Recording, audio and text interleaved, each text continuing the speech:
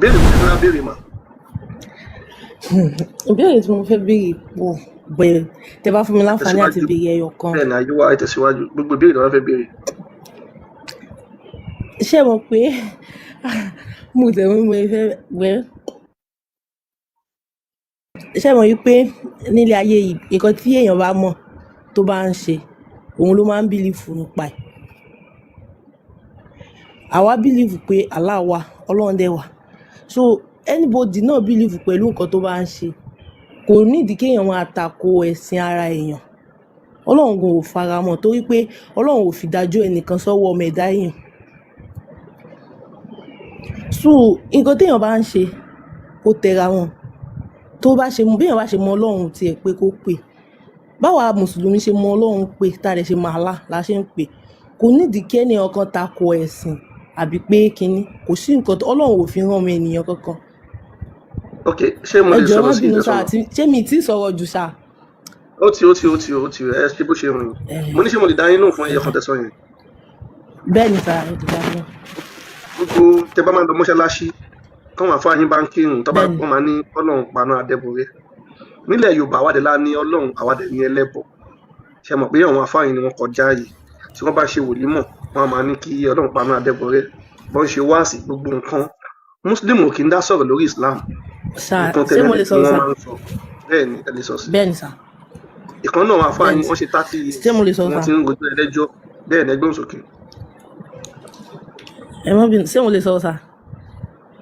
ṣé mo pé tí àwọn àfáà bá ṣe mistake sọ̀rọ̀ tí èèyàn bá ní kéèyàn náà máa fà ẹ mọ̀ pé yóò máa lo fà débi pé èèyàn máa tẹ bá ọ̀rọ̀ ẹ̀sìn tó ń kálukú ń sìn ẹ̀yìn ṣe bí Ọlọ́run ní gbogbo wa jọ ń sìn ẹ̀ ṣe jẹ́ ká fi ìdájọ́ lẹ̀ sójọ́ gbèdé àlùkè àwọn tọ́lọ́run ó sì dájú. ọ̀rọ̀ tẹ́sọ̀ yìí jáwọ́ àmọ̀kẹ́ ẹ jẹ́ n sọ nǹkan fún yín nípa ọ̀rọ̀ tẹ́sọ̀ yìí ṣé wọn pé nígbà táwa kéré àwọn àfáà ti máa ń parọ́ yìí fún wa ti pẹ́ wọ́n ní tẹ bá ń lọ lọ́nà tẹ bá fojú kan ẹbọ báyìí ojú èèyàn máa fọ́ wíì èèyàn máa kú tó bá ti délé wíì wọ́n ní tó bá ń ṣe orò nílùú báyìí ó máa pa gbogbo àwọn èèyàn ṣé wọn pààrọ̀ náà gbàgbọ́ pò tọ́ ni dípò tá a bá ń wo eré orí ìtàgé ní orí ẹ̀rọ amóhùnmáwòrán tá a bá ti rí àwọn tó ti sọ nípa nǹkan lẹ Yorùbá báyìí àwọn máa já ni ìgbà míì gan máa ṣépè fún wọn torí nǹkan táwọn àfáà ti sọ àtàwọn pásítọ̀ pé tó bá ti rí eégún nǹkan burúkú ni o tó bá rí ọlọ́ṣun nǹkan burúkú ni oníṣàngó àwọn àfáà sọ fún wa pásítọ̀ sọ fún wa láti kékeré wa tá a fi dàgbà tá a bá rí ẹbọ lọ́ọ̀kan àwọn máa ní ẹbọ ẹlẹ́bọ padà lẹ́yìn mi torí nǹkan táwọn àfáà àti pásítọ̀ sọ fún wa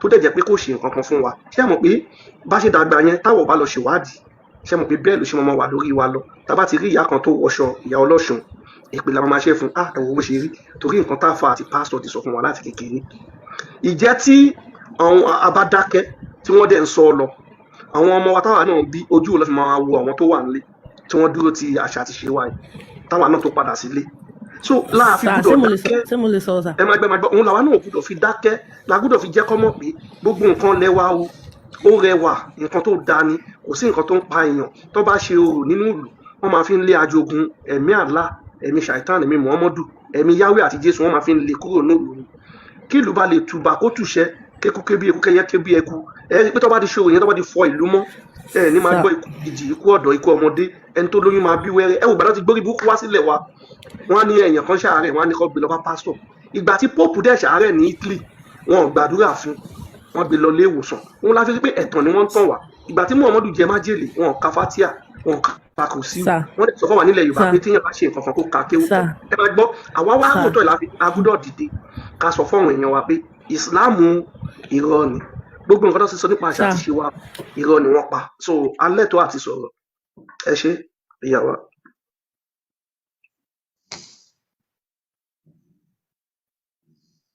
ní mo wà pẹ̀lú yín. ṣé ẹ mọ̀ pé ṣé ẹ ń gbọ́ mi sà hello ṣé ẹ wà pẹ̀lú ṣé ẹ mọ̀ pé tí àwọn àfáà bá ń sọ bọ̀ èyí téèyàn rí bẹ́ẹ̀ tẹ́ pé tán bá ń ṣe orò obìnrin ò gbọ́dọ̀ rí wọ́n máa lóbìnrin ò ń rí eégún kan bẹ obìnrin ò gbọ́dọ̀ wò tó bá ti wò kò ní ṣe àwọn àfáà náà sọ yẹn ni tó fi jẹ́ pé torí mi understand kí àwọn àtakò ẹ̀sìn. jẹ́ ń dá yín lóhùn tí wọ́n bá fẹ́ ṣe orò wọ́n máa ní kí atọ́kùnrin àtobìnrin wọ́n máa ní kí wọ́n wà nílé kọ́ máa jáde àwọn olómọ wà ń ta àwọn tí wọ́n jẹ́ atọ́ náà àwọn tí wọ́n ń ṣe orò ìlọ́mọ wà ń ta so torí tí nǹkan bá ṣẹlẹ̀ ní àkókò yẹn ọba ti mọ̀ wọ́n tó máa pè àwọn olóṣèwọ́de àwọn olówó à ń ta ìdílé máa ní kónílé gbélé àwọn ajogun tí wọ́n lé jáde kò tiẹ̀ nílé kò sí yín lára náà ni so kónílé gbélé kẹ́ ẹni tó jẹ́ àjò tó bá ń bọ̀ kó má wọnú ìlú yẹn kó fi ṣe nǹkan tí wọ́n ń ṣe tán mo bí a mo ti dá yín ṣé mo lè lọ́wọ́ sọ̀rọ̀ sà ṣé mo lè sọ̀rọ̀ so ẹ má bínú jẹ́ bá yín fi ṣé kún mo pé ní àtìgbà ẹ má bínú nígbà tí ayé ti wá di ayé ẹ̀rọ alágbèéká ayé social media ìjẹ́ tó tí wọ́n ń ṣe orò ṣe gbọ́ pé orò pààyàn kan so kẹfì lè mọ̀ pé irọ́ tọ̀wọ̀n àfa àti pásítọ̀ ti pa fún wa ó ti já so ẹ ṣe ẹ tẹ̀síwájú. sà ṣé mo lè sọ̀rọ̀ hello sà. kẹfún yín nìyẹn lè sọ̀rọ̀. ok ṣé mo pé gbogbo nǹkan tó lè jọ mọ́ báyìí kò sí nínú Islam kò dẹ̀ sí nínú bóyá àwọn tó ń jẹ́ pásítọ̀ kínní ni ẹ jẹ́ ń dá yín lóhùn tí Islam even ẹ sà jẹ́ ń dá yín ẹ má jọ ẹ jẹ́ ń dá yín lóhùn tí ẹ má Islam bínú sà ẹ ní sùúrù ṣé obìnrin lè jẹ́ ìmáàmù. ní àtayébáyé ni ọkùnrin lọ́yọ́ Ọlọ́run ti fi ọkùnrin ṣe aṣíwájú ṣé obìnrin náà lè jẹ́ ìmáàmù nínú Islam ní àkọ́kọ́ sọ ẹjẹ́ wọ́n sọ̀kọ́ fún ọkùnrin ni Ọlọ́run fi ṣe aṣíwájú orí òde lè dì Allah ẹni sọ Allah ni màá fẹ́ sọ̀rọ̀ fún yín Allah yàtọ̀ sí Ọlọ́run Elédùmarè tilẹ̀ Yorùbá màá dẹ̀ fún yín nídìí yẹn ṣé mọ̀ pé bẹ́ẹ̀ ṣe ń ṣe Islam Allah ní pé kí ọkọ yín máa lù yín ṣé mọ̀ abẹ́ mọ̀ kó máa ṣe kí ni kó lù yín ṣé mọ̀ abẹ́ mọ̀. mi ì gbọ́ ok ṣé ẹ lè bí ka mo ṣe Gẹ̀ẹ́sì súnmọ́ abẹ́lẹ̀ ká àwọn Yorùbá tán jẹ́ kinní sí mi ì ẹ mo ní gbọ́ ṣé ẹ pé lè bóyá ka ó wà Yorùbá nínú abẹ́lẹ̀ ká Kùránì Gẹ̀ẹ́sì ẹ ṣé ẹ ó lè ka gbọ́ Yorùbá àbí mi ì Gẹ̀ẹ́sì. no ẹ jọ sáà ṣé mo lè sọ sà ẹ má sọ̀rọ̀ mo fẹ́ bá yín gbèsè ni wọ́n kọ́ fẹ́ bí ṣé ẹ lè ka Gẹ̀ẹ́sì àbí ṣé ẹ ẹ lè ka dúró náà ẹ Yorùbá jẹ́ kí n ó sọ lè lè ẹ ka jẹ́ kí n méjèèjì. sọ nǹkan tí mo fẹ́ sọ No, ẹ máa sọ̀rọ̀ sà mo máa dákẹ́ ń sìn wọ́n kàn máa gbé jáde bẹ́ẹ̀ ṣe ń sọ̀rọ̀ lọ èwo lẹ lè kà ṣé sà Yorùbá lẹ lè kà ní àbí Gẹ̀ẹ́sì. sà ṣé ẹ mọ̀ pé kò sí mùsùlùmí tó ń bá oníṣẹ̀ṣe tú pé ẹ bóyá mo bọ́n ti ṣe ń dá mo ti gbọ́ fáyà máa dá yín lò bọ́n mo ṣe ní ń ṣé ṣe ẹ lè ka kinní lélẹ̀ English ṣé ẹ máa jọ ṣe lè ka English àbí Yorùbá lẹ lè kà. kò sí anyone tí mi lè ṣe bẹ́ẹ̀ ok bẹ́ẹ̀ ẹ nǹkan ṣe tẹ́mi bá kan ń gbé fún ẹ pè jáde wọlé ẹ má sọ̀rọ̀ lọ́pẹ́ ẹ dúró ná nǹkan tẹ́mi kan fi sọ̀rọ̀ ni pé wàhálà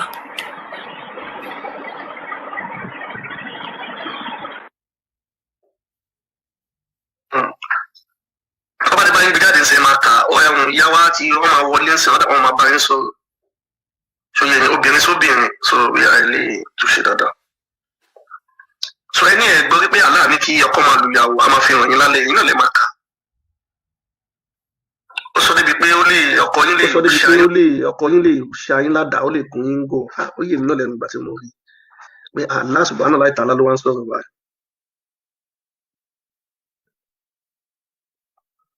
so ẹ jẹ́ ń pa máìkì so kí aláwa ìfẹ́ continue láti bẹ̀. kìíní yìí ṣé ń gbọ́ mi ṣá mo fẹ́ change àbí ṣé mi kọ́ mo wà big screen. à ń gbọ́ ẹ̀yin ni. We're listening. so aláwa ìfẹ́ lè continue so.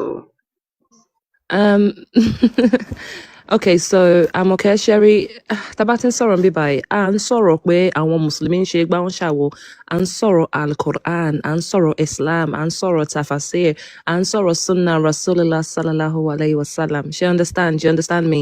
So nǹkan tó ń bí ẹ kọ́kọ́ sọ pé ẹ̀sìn yóò tako ẹ̀sìn ẹlòmíì, irọ́ ni ó wà nínú Al-Qur'an. For example, chapter 9. Surah Al-Tawbah, verse 29. Only fight against those who do not believe in Allah. Ẹ bá wọn jà, àwọn tí wọn gbàgbọ́ nínú Allah and the last days until they pay the jizya. So bẹ́ẹ̀ ṣe ń sọ pé ẹ̀sìn yín kò tako ẹlòmíì, irọ́ ni, ó wà ńbẹ̀, ó wà nínú Al-Qur'an. But before we move on, ṣá, ẹ jẹ́ á sáré ka àyà yìí. Ṣé lè bá wa kà àbí ká gbé ṣe fẹ́ Lárúbáwá? Mr. Amoke lè ṣí máìkì yín ṣe wà ń bẹ̀. Ẹ ṣí máìkì yín tẹ́ bá wà ń bẹ̀. Is Mr. Adeleke here, Olowo? More prefer translate. MS Baba Sheni original translation. Me, I don't want the bracket ones. You know the bracket ones. It doesn't exist in the Arabic. So tebani egbewa, but tebani I manage pelele. She get in cotton me in Olowo ko. Orúkọ tèmi òun ni Abdulhafiz. Ṣé ń gbọ́ mi? à ń gbọ́ iyán ní Abdulhafiz lórúkọ àwọn. àwọn ọmọ yóò sì sùn tí lágbo pé wàá mẹ́ta ṣe kó ní àbíbàdàn. Abẹ́òkúta ni mo wà. ẹgbẹ́ òkè ẹwẹ kìí ṣe. fara Abẹ́òkúta yìí lẹ ṣe kí ọyàn aṣáánú mi. Hello. ẹgbọ́n sókè wọ́n ń gbọ́ yín sẹ́ẹ̀. Mo já wọn lóhùn, mo ti sọ Abẹ́òkúta ni mo wà. Play dog sọ pé kọ́ fara Abẹ́òkúta ilẹ̀. ẹ má wọrí nǹkan tí wọ́n ń discuss ni pé wọ́n ní Allah sọ pé kí ẹ̀yin ọkùnrin ẹ lè lu ìyàwó yín àbí ṣé kí ọyàn ṣé nǹkan tẹ́ ń discuss kọ́ nìyẹn. Shake your hands, open your Yeah, nǹkan tá ń sọ nìyẹn. Nǹkan tá ń sọ̀rọ̀ nípa nìyẹn earlier. Okay. Ẹ ṣé. Ayé àtẹ̀sọ̀rọ̀ MS bàbá ta ló ẹjọ́ ẹ má bínú ta ló ń sọ̀rọ̀ mi rí anybody nínú box. Ayé àyẹ̀dẹ̀ ti ń. Ẹni sùúrù sà mi rí ẹni ta ló ń sọ̀rọ̀ kì í ṣe honourable kì í ṣe olówó èkó kì í ṣe bàbá. I can't see anybody in the box. Let me drop and come back because I can't see anybody. Inú box kọ shake your hands. Fóònù ni a ní call táwọn èèyàn máa ń pè sí. Oh, on call. Okay, ẹ má bínú. Okay. Ẹ gbóhùn sókè wọ́n ń gbọ́ yín àfà. Bẹ́ẹ̀ni, wọ́n ń gbọ́ ilẹ̀ court call. Ẹ má bínú, ẹ má bínú. Okay. Ẹ̀kọ́ tí mo rí ni pé ṣé ẹ fẹ́ wà selective ni? Ẹ̀yin lẹ níkànwé èèyàn pè. Mo dẹ̀ pè yín. Ọwọ́ ẹ̀jẹ̀ béèrè mo ń ṣe tó àti máa dá yín lóhùn. So tó bá yẹ pé farabalẹ̀ gbọ́ mi, màá ṣàlàyé. All right, shake your hands, continue, ṣe ń gbọ́ nǹkan tá a fà sọ. Yeah, mo ń gbọ́ wọn ẹ bá wa gbára yín padà sí big screen MS Baba please put yourself back on the big screen. Ayé àyẹn wà lórí screen yìí. Okay. So any suru sir, any suru 1 second. So and quote from Surah An-Nisa, ayah number 34. Ó ní pé nínú àyà yẹn ó sọ pé ẹ lè na ìyàwó yín so a fẹ́ jẹ́ ká bá wa clarify ẹ̀ because tó bá jẹ́ lóòótọ́ ni a fẹ́ ìwà yẹn nínú àgbo wa you understand nínú ilé wa so mo feel bẹ́ẹ̀ ni pé there are better ways láti resolve conflict tí ọkọ àti ìyàwó bá jà ṣe get rather than a husband beating his wife she understand so ẹ bá wa ṣàlàyé àyà yẹn kẹ́ wá sọ fún wa ṣé behaviour tó dáa ni ṣé ká adopt behaviour yìí àbí ká fi ilẹ̀ báwo ló ṣe máa benefit wa ẹ ṣé sà. Okay. Thank you so much. I really much appreciate because you can speak in English and I've watched your program on YouTube and I see you are the one speaking with the Alpha that you called Sheikh. So and I see that you have a concurrent approach with him. So concerning the question, the verse you quoted, it has its beginning and it has what the verse is describing. So in the verse it is quoted, Allah said, فَعِذُوهُنَّ وَهْجُرُوهُنَّ فِي الْمَضَاجِعِ. So it starts from preach to them. When you see something awful from your spouse, preach to them.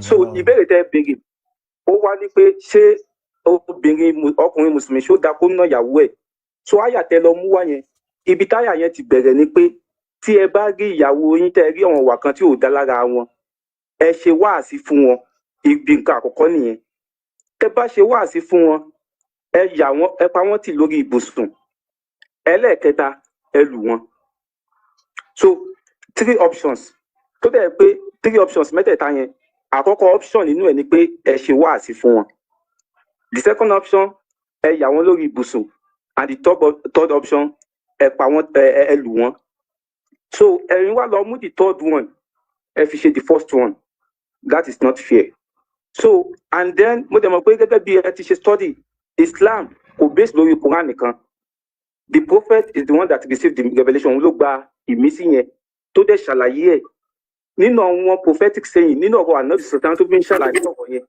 kódà ànábì gan sọ̀tàn sọ nínú ọ̀rọ̀ mi pé ọkùnrin tó dáa jù the best of husband are the one who are best to their wives ipò ọkùnrin tó dáa jù láyé yìí òun náà ni ọkùnrin tó yẹ pé òun ló dáa jù lọ sí ìyàwó ẹ̀. So that's okay. Okay. Now. Any Suraja, let me respond to what you just said. Now, number one, Tebaka ayayi dada, ejo MS Baba bioloweko, ejo jasare 2 ayayi because Alpha claim to make it be option 1, option 2, and option 3. It's not.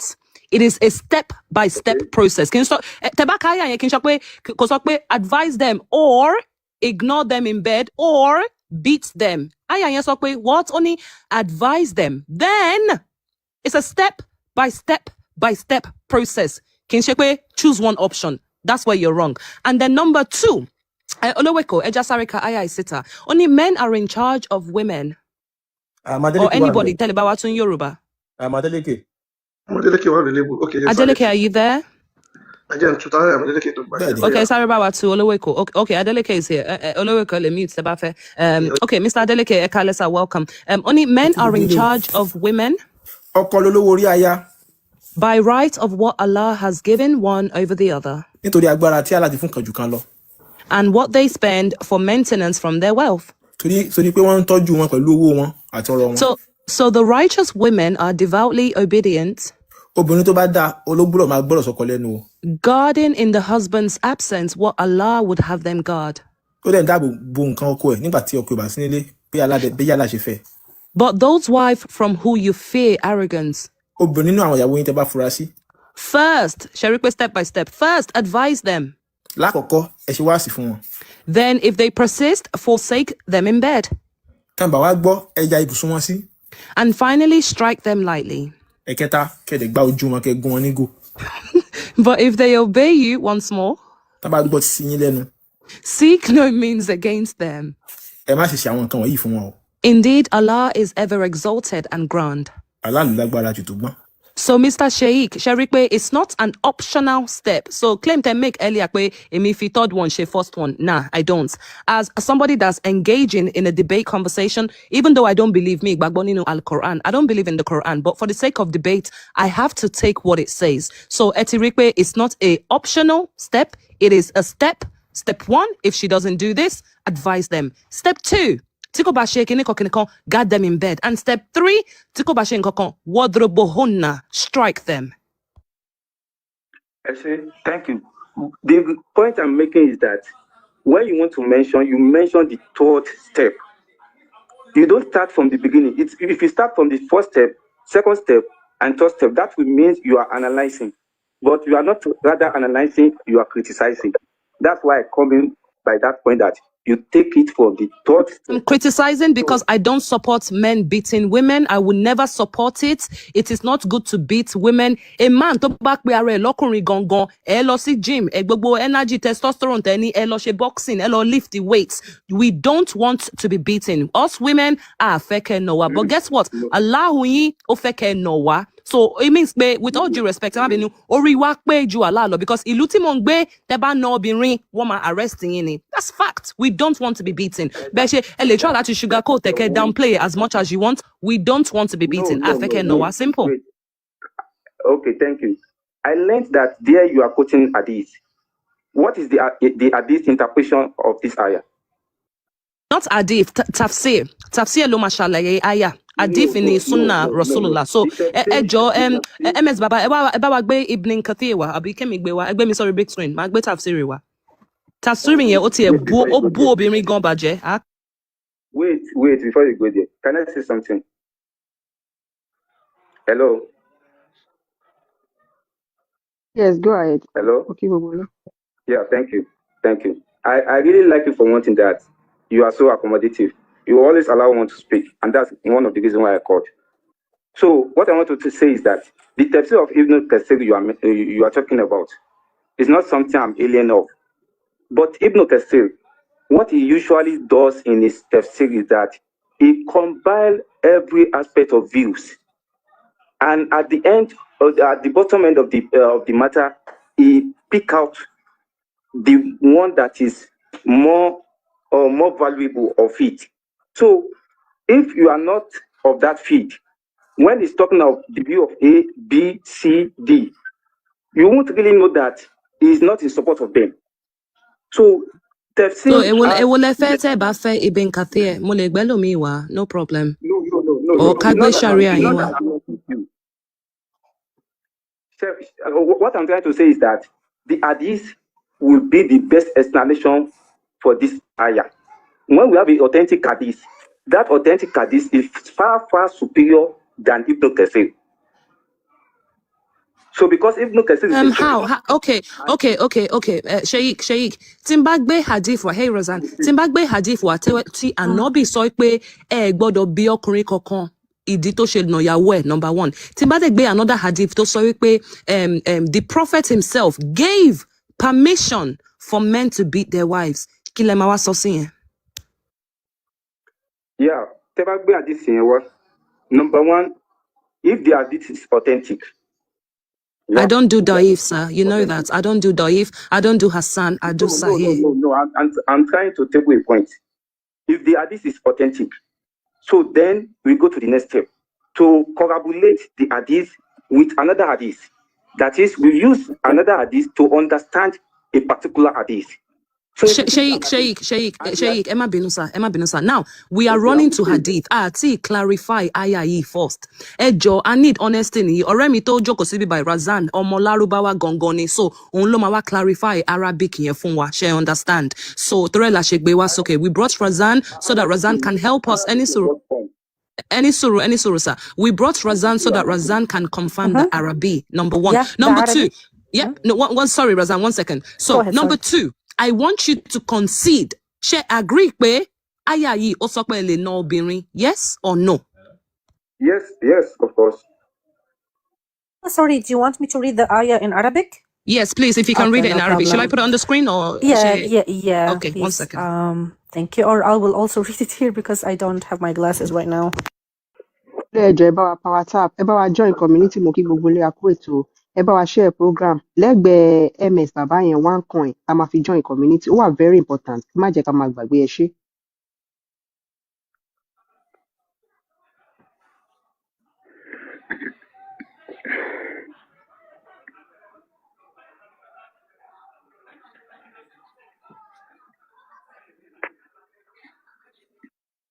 Kí n na I have ìyàwó it wa here, ṣùgbọ́n àwa John. máa ń pa WhatsApp. Ẹ bá wa pa WhatsApp dáadáa. Ẹ táàpù screen. More time.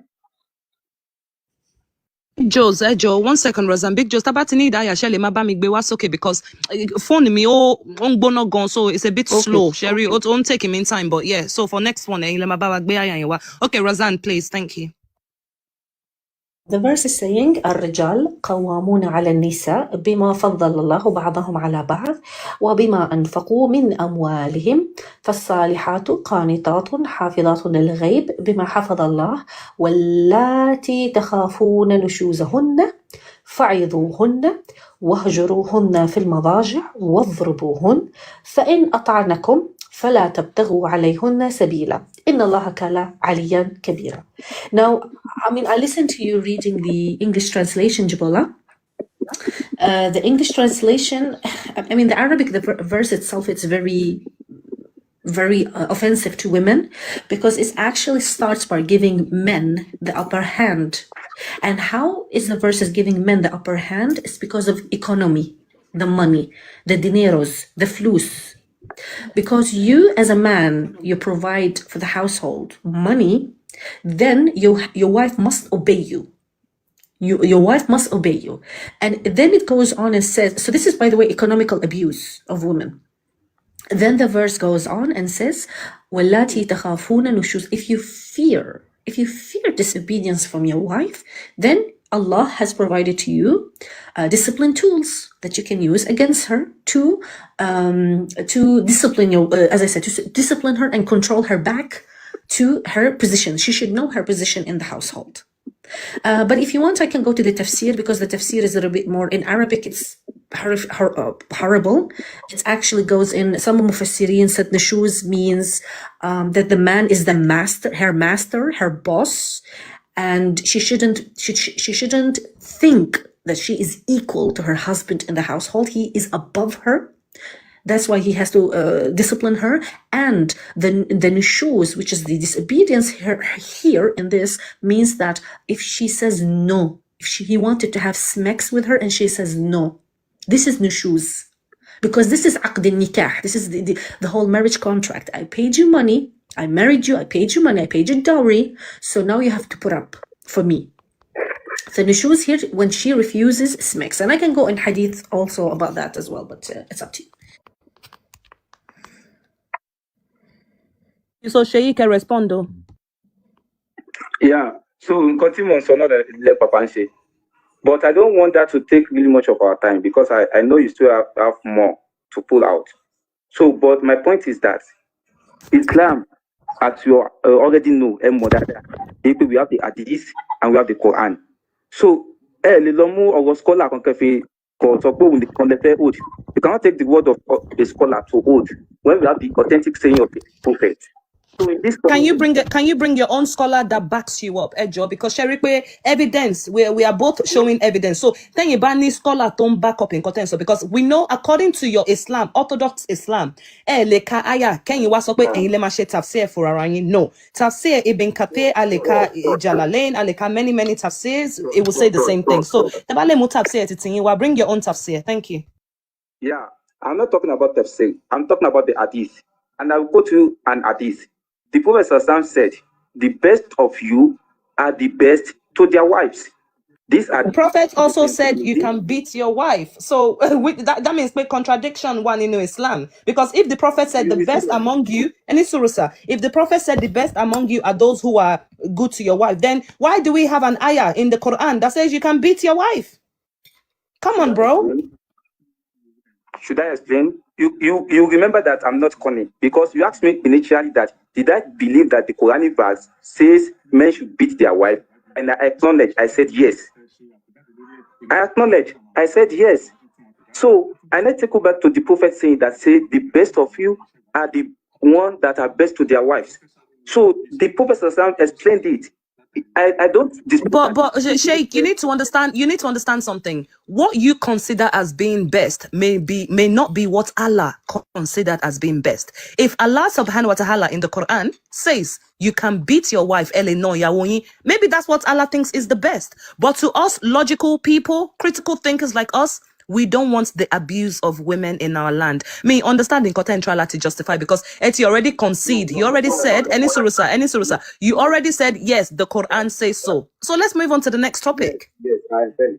Something, Jabola, for the next one. Add something, Razan. Sorry, Razan wants to add something. Thank you. The best here. So the thing is, there is a marriage contract, a nikah. Nikah, by the way, in Arabic does not mean marriage. Nikah means effing. That's in the Arabic. Nikah, tankah, yani effing. That's the F word, okay? But in Islam, they use this because once a man pays the money to the woman, he has the right for her private area. Now, again, in Islam, Quran, I am not against you. You must treat your wife well. If she is cooking your food, if she's cleaning the household, if she's obeying you, if she is, every time you ask her for smacks, she says yes. She never says no to you. She's kind to you. She's kind. She's good. She's a good girl. She listens to her husband. She's doing all the things. Then why should you treat her badly? There's no excuse for you to treat her badly. Yeah. When are you allowed to use this tool? When she's starting disobeying her husband. And as I said, disobedience. And if you can go on YouTube and look up, what's his name? Sheikh Salim Al-Hakim. There is a video of him saying 11 things that a wife should do to obey her husband. Look up the video. You will see that, for example, she's not allowed to leave the household without his permission. She's not allowed to go and work without the permission from the husband.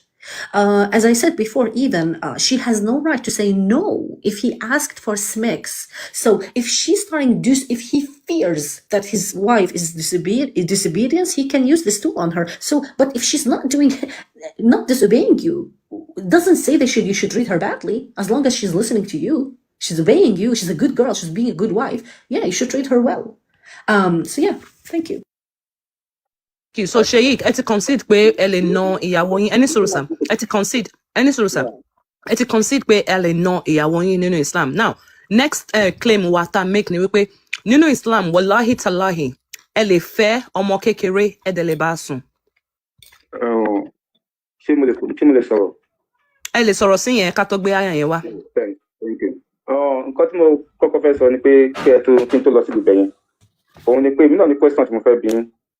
But mo máa sọ̀rọ̀ ní orí yẹn, understand me. But tí mo fẹ́ sọ ni pé ẹni tẹ́ tó sọ̀rọ̀ tó ń sìn. Because ó dáhùn tó bẹ́ẹ̀ pé èmi ò sí ní TikTok, so I don't really grab what she said. But I noticed some point, and it's talking about a YouTube scholar also. So, but that's not my problem. But the main thing tí mo fẹ́ sọ fún mi ni pé ẹ̀yin fi Western view ẹ fi sọ̀rọ̀ marital life. Tábà lọ sí Yorùbá setting, in the ancient Yorùbá setting, nígbà ayé ìgbọ̀n bàbá wa nílẹ̀ Yorùbá tó fi ń lo marital life. Ẹ rí i pé bó ṣe lu ìgbésí ayé lọ́kọláya, how they live as husband and wife is different from the Western way. Gbogbo culture kọ̀ọ̀kan ló ní ọ̀nà tó fi ń lo ìgbésí ayé lọ́kọláya wọn. Kódà nígbà yẹn gan lẹ Yorùbá, Ọlọ́run àbá wọn máa ń fẹ́ ìyàwó tó pọ̀ nítorí kọ́lé bá tí wọ́n dáko. But that's not my own problem. I should speak on behalf of Islam. We are talking about religion. We are Ejo. Number one. That's why I said. Oh, we can't hear you, Jabola. We can't hear you, Jabola. Back to the question. So yeah, I'm hearing you now. Ngbami, can you hear me? Yeah, I'm hearing you. Okay. So right now, Mr. I don't know your name, Sheikh Emabinu. Now, sorrow culture. Right now, and sorrow religion, because ti Allah ba moju everybody law. Koyeko permit child marriage. You understand? Any sorrow. Even time our culture, even time our culture me ban shake any sorrow. Also, one pa culture nsin. Ẹ mọ̀ pé nígbà tí ẹ̀ ń bá àfa kan sọ̀rọ̀ tẹ́lẹ̀, àfa yẹn sọ fún yín pé ẹ̀sìn wo lẹ̀yin ṣe. Ẹ sọ pé yóò ṣe ẹ̀sìn kankan. Ipò ẹ̀sìn kankan wípé àwọn Buddhist tó ń ṣe Buddhism, àwọn tó ń ṣe Taoism, àwọn Christian, àwọn máa sọ pé Mùsùlùmí máa wọnà, Mùsùlùmí máa sọ pé Christian máa wọnà. So rationally ní ti làkàyè everybody tó máa fi ra wọn sínú ni. Àwọn Christian máa fọ Mùsùlùmí sínú, àwọn Mùsùlùmí náà máa fọ Christian sínú. So ẹ̀yin sọ pé yóò ṣe ẹ̀sìn kankan. Nítorí sọ pé mo ní ìbéèrè fún ẹ̀yin. So èmi máa fi ojú Islamic perspective sọ̀rọ̀. But ẹ̀yin tẹ́ ẹ sọ pé ẹ̀sìn kankan, what is your own perspective? That means it will be from cultural perspective. Ẹ máa ní thinking àwọn àwùjọ kan wà máa tó máa ní thinking every àwùjọ ló ní thinking tiwọn. Olúkálùkù ní bó ṣe ń ṣe àwọn kan wà ní Amazon tó yẹ pé ọ̀tọ̀ ní culture wọn bí pé tọ́wọ́n èèyàn bá ti kú wọn máa sun òkú jẹ. That's their own culture. So cultural perspective lẹ́yìn fi ń sọ̀rọ̀. That's why I'm using that small Sheikh Mayansh, can I say something? Hold on it. Yeah, I'm with you. Okay. Sheikh Mayansh, sir, in our culture, if you want to talk about culture, in our culture in Yoruba, kí n ná tí ọkọ àti ìyàwó tó bá níjà, wọ́n máa pe family meeting, wọ́n á dẹ̀ jọ settle ẹ̀. Ní culture wa, ọkùnrin tó bá ná obìnrin. Hold on. Láti nǹkan tá a ti ń ṣe láti àṣẹ̀ǹbáyé wa náà la bá dé sìn. Bí wọ́n ṣe ń ṣe ìgbéyàwó tó ń kóṣù lọ láti ìgbà yẹn náà la ṣe ń ṣe nísìn. So nínú culture wa kò sí bóyá nílé tọ̀dọ̀ yín ò bọ̀ nílé gbogbo Yorùbá tèmi mọ̀ wọn ò na ìyàwó wọn. Then nípa child marriage à ń fẹ́ ọmọdé. Ẹ jẹ́ ká step on. Hello? Yeah, I'm going. Ejo, Mr. Sheikh, I don't want to deflect into other topics. Ejo, if you admit me in Islam, you can beat your wife as a conciliatory point here, no problem. Àgbọ̀yìn dáadáa o, Sheikh.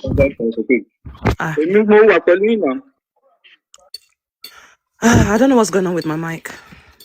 Bóyá ẹ̀ fọwọ́ ń bò. Okay, what about now? No. Àti gbọ́dọ̀ dábàá. Okay, bóyá mo ń fọwọ́ bò ni. Okay. Sheikh, ẹ ti concede pé yes, nínú Islam, ẹ lè ná ìyàwó yín.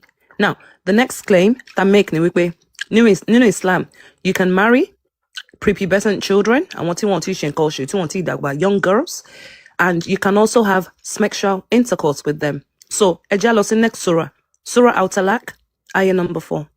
Ṣé lè bá wa ṣí tabani Al-Quran or Big Joes tabale gbe 65 for wa ẹ ṣé.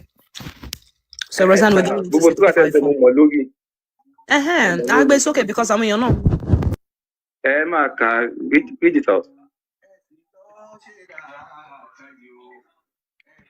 Verse or? Hello. Yeah, any sort of Big Joes is she's bringing it.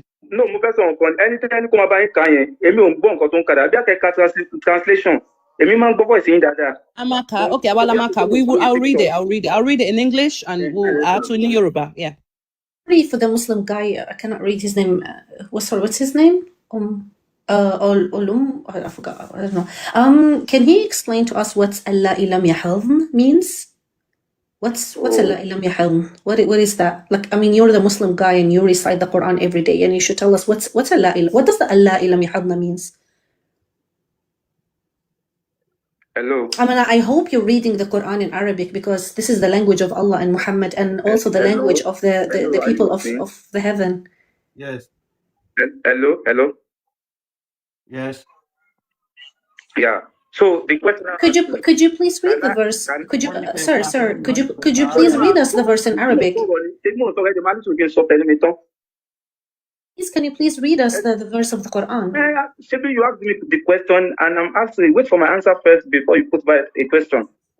Yeah, but before we move on in this conversation, could you at least read us the verse? Satisfied with my reply. Nǹkan tó ń sọ ní pé wọ́n ní kẹ́ ka àyà yẹn ní Arabic. Ẹ ó yẹ ká. ẹ jẹ́ kí n sọ tẹnu mi náà kẹ̀tẹ̀ tó comment tí mo tó fẹ́ jáde lẹ́nu mi. So the questioner asks, can I read the verse? Wallahi lam yahisna min nisaikum. So to me, it's not that good, to be honest. But okay, go ahead. Something dubious. Because it doesn't say that. Sir, you read the verse of the Quran. Oh my God. You read the Quran. You read the Quran wrong. Astaghfirullah. Yeah, but hold on. First, hold on. You need to calm down. First, you read the Quran wrong. You read the Quran wrong. It does not. It says. Can I have the verse, please, up on the panel? اللائي يئسن من المحيض. It says واللائي يئسن من المحيض من النساء. Listen. Oh my God, this guy is such a fool. The first sentence. Can you calm down? Don't shout at me when I'm talking. The first. I am reading it from the beginning. يا جاهل. I'm reading it from the beginning. It says واللائي يئسن من المحيض من نسائكم. You are such a jahil. You don't even know. He doesn't even know Arabic. It says here واللائي يئسن من المحيض من نسائكم. يئس من المحيض. That means these women has went into menopause. These women are menopausal. Yeah. In ارتبتم, if you're not sure, when to F these women. I'm sorry, I need to be graphic because the Quran is a Smex book. It's a Kama Sutra book. So I need to adapt myself to the Quran. What should I do? Allah loves Smex. So من نسائكم إن ارتبتم فعدتهن 3 أشهر. If you're not sure, wait 3 months about these menopausal women. And then, like for example, Khadija, I hope that Muhammad waited 3 months before he effed her because she was 45. She was in her 40s. She's menopausal. So don't interrupt. Do not interrupt when I'm speaking. Because I put mute on when you spoke. No. But I'm explaining to you the Arabic because you're a jahil. You don't speak Arabic, but you don't speak Arabic, but you demand Arabic from the panel when you don't speak it yourself. So then maybe you should stop with that then. Because you don't demand Arabic from the panel when your Arabic is very bad. You can't even read it properly. So no, anyways, let's go back to the verse. I need to explain it to the 1,000 people. Listen, guys, could you please mute? Yeah. So now I'm gonna read it to you guys, the verse. This is the PDF-philia of Allah and Muhammad. Could you please put mute on? Because I'm gonna read the verse for the people here. So maybe somebody can get used he can't put mute on because he's on a call with the host, so he's actually called in to the host. But Sheikh, can you let her finish. Let me finish. Let her finish, and then you can speak. So you are just trying to. Let me finish because you couldn't. You cannot read it. You're reading the Quran wrong. Maybe your sheikh at madrasa didn't beat you enough. I'm just saying maybe the sheikh in the madrasa couldn't beat you enough. Because that's what they do at madrasas. They beat children until they memorize the Quran like birds. Speaking with a person and you are just like a sided person to him, to her. Okay, so let me read the Quran again. He can't control himself. Let's look at the PDF-philia of your Allah. Let's look at your Allah and why is a PDF. Now, calm down. واللائي يئسن. You read it wrong. You read the verse. You don't know Arabic. This is my language. You have no idea how to read the verse. Yet you're sitting here on the panel crying and throwing tantrum and demanding from the panel Arabic when you can't even read the Quran in Arabic. You're jahil. Now, again, I'm going to explain the verse to the people here. Oh my God, this guy, there's something seriously wrong in the head of this guy. There's something is really, really seriously wrong with this guy. You are abusing and I'm not abusing. Are you going to allow me to speak? Did I abuse you? Are you done? Sheikh, she's been trying to speak, and then interrupt her. How can she not get frustrated? Can you let her finish? Please, let her finish. Just because Please, you oh, say you Sheikh, please, please, you can read let the her finish. translation now. Let me Let finish. her No, finish. Oh my he's God. crashing out. He's crashing out. Because you know what? Jubala, why he's doing this? Because he's getting nervous right now. He didn't imagine that an Arabic speaker will be on the panel. He wanted to come here and You don't lie know what you say. and say Did some you abuse me? bullshit word. No. I'm asking that question. So can I ask the host to drop him until I finish and bring him up? That's the only way we can do it, because we wouldn't shut the fuck up for a sec. We can't just continue. So either I continue and or either I drop or he drops. Like I cannot finish my sentence. But I need to be here because I want to explain to the 1,000 people here the PDF philia of Allah and Muhammad. I need to explain that to you. Like I cannot sleep tonight if I didn't explain the Arabic shit in this book before I go to sleep. I am not gonna be able to live with myself. So I'm gonna explain the verse in Arabic. Now this book is in Arabic. You need to read it in Arabic. You need to understand it in Arabic. Yeah. So it says here, I'm gonna try to. Wallahi ya'isna min al-mahyid. Ya'is means they lost hope in. Lost hope in. Min al-mahyid. Mahyid means menstruation. So these women went into menopause. Okay, what is the iddah? The iddah is the waiting period when a woman loses her husband or she gets divorced. She needs to wait 3 months before marrying someone else. Why? Because Allah is dumb. Allah doesn't know that a woman doesn't need to wait 3 months. She doesn't need to wait, but because this book is written 1400 years ago, so people back then they didn't have the knowledge. So a woman does not need to wait 3 months. She gets her period tomorrow. That means she's not pregnant. But they don't know this. So Allah gave women 3 months to make sure that she's not pregnant. Yeah. So what is the waiting period for the woman who went into the menopause? 3 months. Then we can go to the next category. Wallahi lam yahidna. Wallahi lam yahidna. Those who didn't get their period yet. I'll come back to it and let's continue with the verse. وَأُولَاتِ الْأَحْمَالِ وَأُولَاتِ الْأَحْمَالِ, this means the pregnant women. أَجَلَهُنَّ أَنْ يَضَعْنَ حَبْلَهُنَّ. Their iddah, their waiting period, is a pregnant woman. She gives birth to baby, خلاص. Next week you can marry her, no problem. You can marry her next day. But her iddah is giving birth to the baby. That's her iddah. Says here وحملهن ومن يتق الله يجعل له من أمره يسرا. Okay, so we go back to واللائي لم يحضن. واللائي لم يحضن. It means and those who has not yet menstruated. You can bring me any mufassir. You can bring me any tafsir. All of them agrees that this is talking about as-saghira. In Arabic, as-saghira means little girls. Ibn Kathir, Baghawi, Qurtubi, Tabari, Sa'di, anyone you want, any mufassir you want, any orthodox Islamic mufassir you want, scholar you want, all of them said that this is talking about little girls who has not yet menstruated because of their young age. And if you and this is confirmed as well in the ahadith. For example, in Sahih al-Bukhari, there is a whole chapter about how a father can marry off his young virgin girls away to men. And this is because Muhammad did it. Muhammad did it with Aisha when she was 6, and he consummated the marriage with her when she was 9.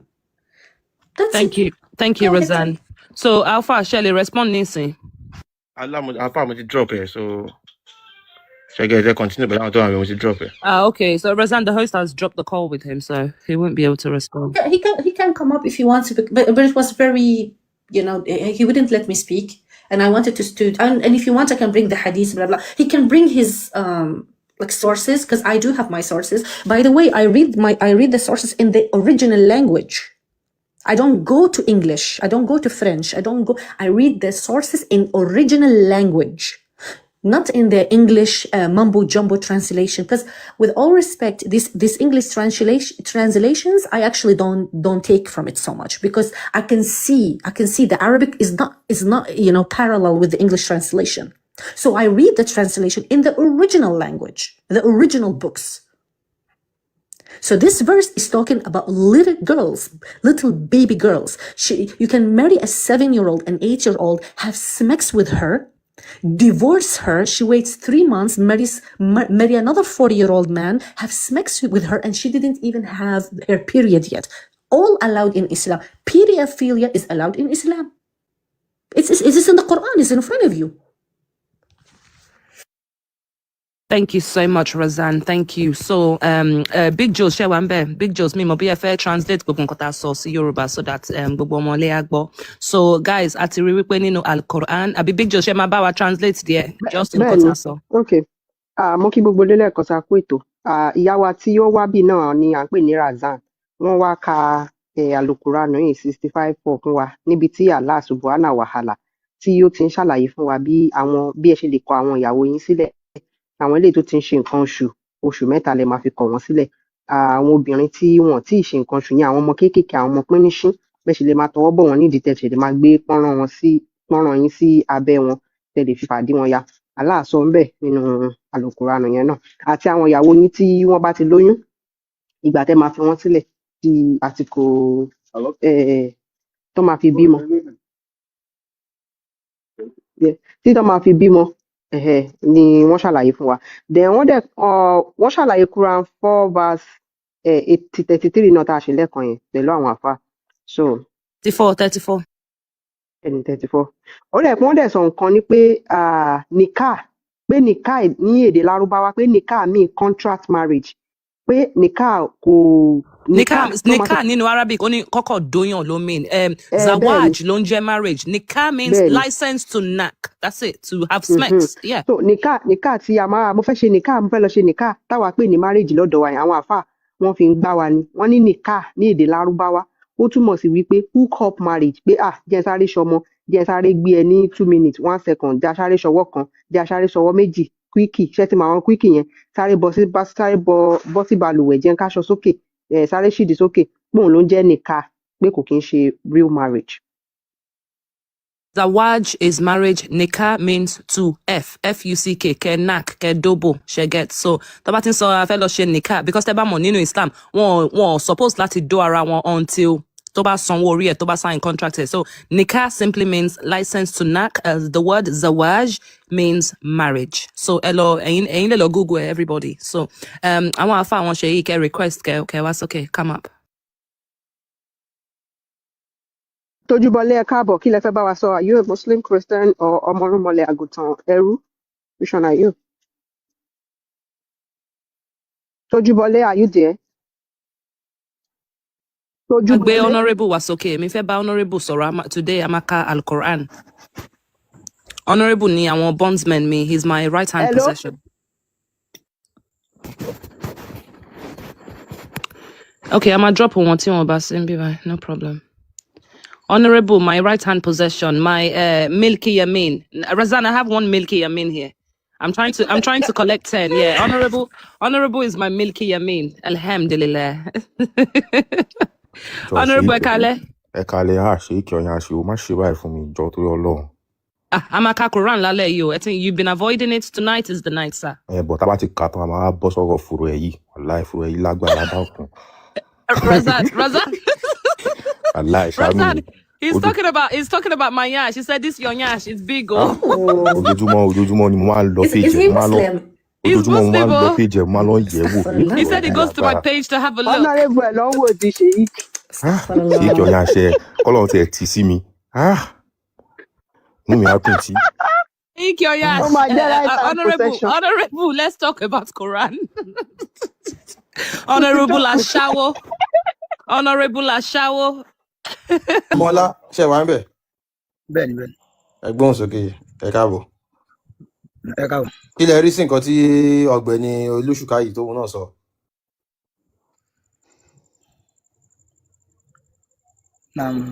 Alákọ̀ọ́kọ́ ni wípé gbogbo ọ̀rọ̀ tí ẹ ń sọ látàrọ náà ni mo mú bá. So ẹ mọ̀ wípé àwọn Yorùbá máa ń sọ wípé nǹkan tó bá kọjú sẹ́nìkan ẹ̀yìn ló kọ sẹ́lómi bí ìlú gángan. So nǹkan tó wà ń bẹ̀ ni pé ẹ̀yin lè tú Allah tó ń pè ní Allah sí tó bá hàn sí ẹ̀yin. Gẹ́gẹ́ bí ìwà mọ̀ sí sọ wípé. Sọ bẹ́ẹ̀ ẹ stop ẹjọ́ wẹ́wẹ́ Quran àtàdísì ló sọ bẹ́ẹ̀. Sẹ́rí èmi mọ ìwà ìmọ̀ ètì ẹjọ́ wẹ́wẹ́ gan. Ẹ má bínú sá sẹ́rí èmi tí mi bá yín sọ̀rọ̀ yìí èmi ò fara mọ́ pé tá a bá fẹ́ bára wa sọ̀rọ̀ ká mọ̀ gbọ̀rọ̀ mọ́ra wa lẹ́nu. ẹ jẹ́ bá farabalẹ̀ ẹ sọ̀rọ̀ pẹ̀lẹ́ rí ni kílẹ̀ Allah sì gidi ni ẹ̀rí wà fún Kùránì àtàdísì kílẹ̀ ní tẹ́fẹ́ ti dìbọ́ǹkì ẹ̀ ẹ kò máa wá nígbà kí máa rojọ́ wẹ́wẹ́ a ṣe sílé bí a ṣe tó mọ. ìkan tó wà ń bẹ̀ ní ìkan tó wà ń bẹ̀. èmi ẹ̀ ṣe ẹjọ́ wẹ́wẹ́. ẹ la lọ̀rọ̀ so tàbá là kì í yé so nǹkan tó wà ń bẹ̀ ọ̀rọ̀ tó bá ti jẹ́ bí ọ̀rọ̀ ìmọ̀ nǹkan tá à ń sọ yìí ìmọ̀ ni so nǹkan tá Yorùbá sì ń pè ní ìmọ̀ kò síbi Yorùbá sọ pé ọmọ kékeré gbọ́n àgbà gbọ́n la fi dálé fẹ̀ so nǹkan tó bá hàn sí tẹ bá ti sọ. join lájà bá ìjọba ọmọ sọ̀tẹ̀ Yorùbá ẹ fún wa lẹ́rìí pé Allah kì í ṣe sì gidi. alẹ́ yẹn ṣe sì gidi nǹkan tó hàn sí mi nìyẹn so tẹ́yìn bá ní pé fún wa lẹ́rìí ẹ̀yin lẹ́mẹ̀rin fún wa èmi náà kò ṣe sì gidi ẹ̀yin tó sì hàn sí mi pé ẹ máa gbọ́ ẹ máa gbọ́. ọmọọlá ok ṣé ẹ mọ bí Ọlọ́run bó ṣe rí. nǹkan tó wà mẹ́rin ni pé Ọlọ́run sọ pé lẹ́yìísá kàmísìlì nǹkan tí bá bí yín mẹ́rin ẹ ṣe sùúrù sá ẹ ṣe sùúrù ẹ calm down mo fẹ́ kẹ́ máa get question tí mo bí yín question tí mo ṣe ń bí yín yìí mi ò tí ì sọ pé kẹ́ ṣe máa ka àwọn nǹkan kan kẹ́ ṣe máa ka kíní kan and anything tẹ́ bá fẹ́ kà nínú Quran tó bá yẹ pé Arabic ni tẹ́ fẹ́ kà nínú Quran Allah ló sọ torí wípé Ọlọ́run tó dá wa sí ilẹ̀ Yorùbá níbi tí wọ́n ti ń sọ èdè Yorùbá kò lè fẹ́ bá wa sọ̀rọ̀ kó tún bá wa sọ èdè Lárúbáwá that will be a confused creator nígbà mo dá àwọn èèyàn sórí ilẹ̀ èdè Yorùbá ni ilẹ̀ Yorùbá mo dá wọn sí mo wá fẹ́ bá wọn sọ̀rọ̀ mo wá ń bá wọn sọ Lárúbáwá ṣẹ́gẹ̀t kò lè work ó ti yé yín so anything tẹ́ bá fẹ́ sọ nínú Quran Allah ló sọ so ìbéèrè mi sì ni wípé tẹ́ bá pọ̀ ọmọ Yorùbá ni ǹjẹ́ ti gbọ́ rí wípé ṣé ẹ mọ̀ bí ṣé ẹ lè describe bí Ọlọ́run ṣe rí nílẹ̀ Yorùbá ẹ lè describe nǹkan tí mo kàn fẹ́ mọ̀ nìyẹn. ṣe rí alákọ̀ọ́kọ́ ni pé tẹ́ bá ní kí n describe Olúwa ṣe rí nílẹ̀ Yorùbá pé bí Ọlọ́run ṣe rí màá fún yín ní description gẹ́gẹ́ bó ṣe yé mi. torí pé ẹ jẹ́ ká fi àárín yẹn lẹ̀ ẹ má ká waste time ṣé Ọlọ́run ṣó nílé. Ọlọ́run ọba ò nílé. ok Káàbà táwọn mùsùlùmí lọ bẹ̀. ṣé Ọlọ́run ṣó lọ́ta. àti ẹ máa gbọ́ Ọlọ́run ọba tó nílé yẹn Ọlọ́run ọba lékè Ọlọ́run sọ pé wà á nà mọ́. ẹ ti ń contradict ara yín mi ò tiẹ̀ sí ibi dààmú ra yín bọ̀ ẹ̀yin fúnra yín ti ń contradict ara yín. ẹ máa gbọ́ ẹni sọ Ọlọ́run nílé. ẹ ti sọ pé Ọlọ́run nílé ẹ tún dárúkọ Káàbà. ẹ máa gbọ́ mo ní Káàbà àti gbogbo tó wá jẹ́ mọ́sálásí bí Ọlọ́run ni mo kọ̀ wẹ́tara mi nìyà so ọkọ tó fà mí so Ọlọ́run nílé Ọlọ́run náà ní mọ́sálásí. ẹ jọ wọn kọ anyway ẹ̀yin yan wa Allah ó nílé òun náà ni mosque nílé ẹ̀ àti Káàbà Ọlọ́run Olódùmarè kò nílé ibi gbogbo ló wà. Allah ó lẹ́sìn Ọlọ́run Olódùmarè kò lẹ́sìn. mo dẹ̀ tún bí yín lẹ́ẹ̀kan mo sọ pé ṣé Ọlọ́run ṣó lọ́ta ṣó ní kèfèrí. ẹ dá mi lóhùn yẹn Allah ní kèfèrí so torí pé ẹ̀yin sì mix ẹ̀ papọ̀ ni o Ọlọ́run ò ní kèfèrí ṣe understand Allah ní kèfèrí ẹ wé ká máa yanjú ẹ̀ kẹ́ẹ̀kan lè máa mọ ìyàtọ̀ láàrin Allah àti Ọlọ́run. now a ti sọ fún yín a ti mọ̀ ń sìn pé Allah nílé Allah lẹ́sìn Allah ní kèfèrí ó yàtọ̀ sí Ọlọ́run. Allah ìta wá ń sọ fún yín pé ó ní gbogbo nǹkan yìí ó ní bó ṣe rí wọ́n describe ẹ̀ àwa ní ilẹ̀ Yorùbá àti sẹ́yìn báyìí lọ́lọ́run ṣe rí kò sẹ́ni tó rí rí a kàn mọ̀ pé Ọlọ́run wà ibi gbogbo ló wà ṣe understand but Allah tá à ń sọ ìgangan àwa mọ̀ bó ṣe rí bó dẹ̀ ṣe rí òun ni wọ́n gbé jáde fún yín yìí Allah tá à ń sọ òun ni tó wà nínú Quran tó ń bá yín sọ̀rọ̀ nínú Quran tá a dẹ̀ máa gbé ẹ̀rí jáde nínú Quran Allah ó ní ọwọ́ méjì Allah lẹ́sẹ̀ Allah lẹ́pọ̀n Allah lóko Allah lójú ọwọ́ ẹ̀ méjèèjì ó dẹ̀ wà lọ́wọ́ ọ̀tún lẹ́yìn tá a bá ti fún yín description yẹn àṣẹ wàá jẹ́ kẹ́ ẹ mọ̀ pé ṣìgìdì yìí gangan ni Allah ṣe é ṣe tán jẹ́ ká fún yín lẹ́rìí. mo ń gbọ́ yín náà ẹ mọ mẹ́rin yín sọ. all right ẹ ká kọ́ lọ sí ṣé bí Quran wà lọ́dọ̀ yín bẹ́ẹ̀. bẹ́ẹ̀ni. so ẹ ṣí Quran yín sí Quran chapter 52 verse 48. 52. verse 48 bí akémi náà bá yín gbé jáde ń bì. ẹ̀yà mo ń gbọ́ yín.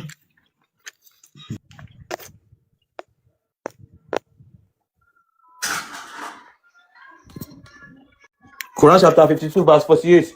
Ẹ yẹ ká. Ṣé wà ń bẹ̀? Mo ti gbé sójú screen kan. náà Bóyá ká. Olúwa sọ pé ṣe sùúrù fún ìdájọ́ Olúwa rẹ pé ìwọ bí ayúni náà ó wà ní ẹni tí ojú wa ká kò sì ṣe àfọ̀mọ́ pẹ̀lú ìmọ̀dúpẹ́ fún Olúwa rẹ. Eléyìí jẹ́ kó yé wa pé gbogbo Allah ó lójú tó fi ń rí àwọn èèyàn tí wọ́n sọ fún Muhammadu pé Muhammadu ṣe sùúrù o mò ń rí ẹ o bẹ́ẹ̀ ni àyè bẹ́ẹ̀ kọ́. Bó ṣe rí náà nìyẹn. All right, so Allah lójú.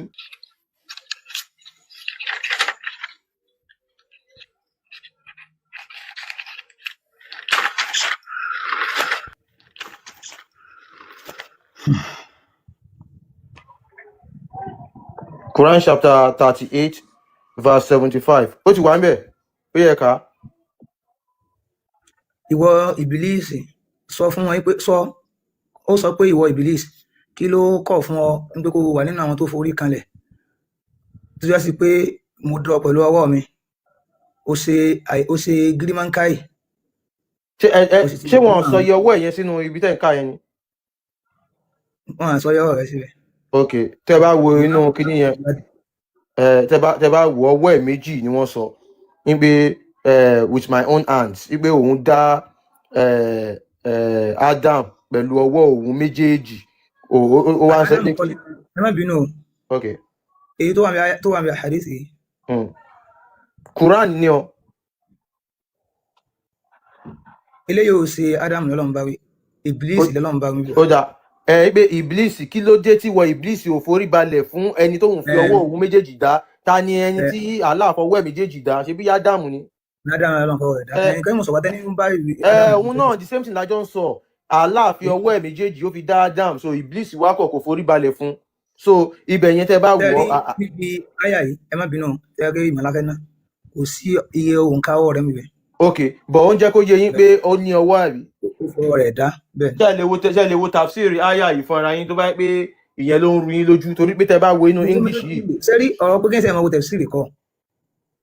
Tẹ́ bá wo ẹ ṣe sùúrù sà tẹ́ bá wo àyà tí mo gbé wá yìí nǹkan tí tẹ́ bá ka Arabic yìí dáadáa ẹ rí wípé wọ́n pluralize ọwọ́ ẹ̀ wọ́n jẹ́ kó mọ̀ pé nǹkan tí Allah nǹkan tí mo fi àwọn ọwọ́ mi dá so ń jẹ́ kó yé wa pé ọwọ́ yẹn kò kí ń ṣe ẹyọ kan ṣe understand so tẹ́ bá dẹ̀ lọ wo tafsir ṣàlàyé fún wa pé ọwọ́ ẹ̀ méjèèjì òun ni so ọwọ́ méjì ni ibi tá a ṣe ń lọ́sì jìnnà sá mẹ́má ìka máa takú sójú ọ̀nà bí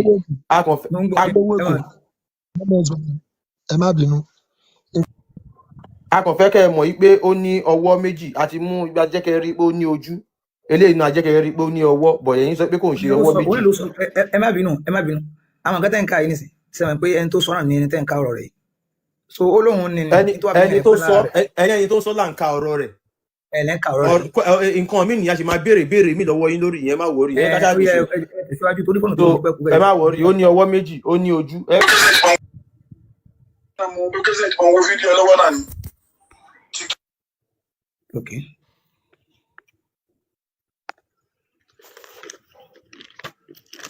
So ṣe ti wà níbẹ̀ Quran chapter 68 verse 42 ṣe lè ka. Ṣẹ́ríkà. Náà. Ṣẹ́ríkà. Ó ní ọjọ́ náà. Ọjọ́ tí ó sì pé